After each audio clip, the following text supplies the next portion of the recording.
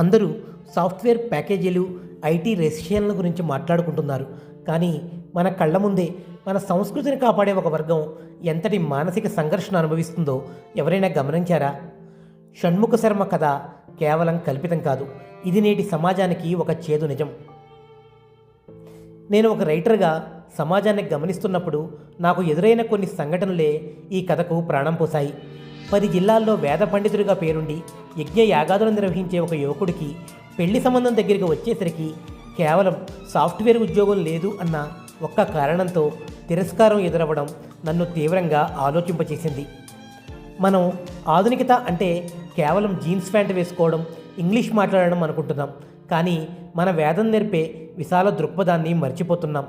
వేదం చదివినవాడు పాత ఆలోచనల మనిషి అని, వాడికి భవిష్యత్తు లేదని ముద్ర వేసేస్తున్నాం. వేదమాతను నమ్ముకున్నవాడు ఎప్పుడూ పస్తులు ఉండడు. కానీ ఆత్మగౌరవం దెబ్బతిన్నప్పుడు కలిగే బాధ వర్ణనాతీతం.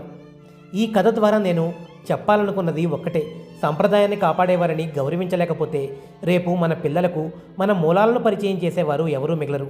అగ్నిహోత్రం ఆరిపోకముందే మనం మేల్కొందాం. ఈ కథ మీకు ఎలా అనిపించిందో కింద కామెంట్స్లో చెప్పండి. పూర్తి కథను నా ఛానల్లో చూడండి.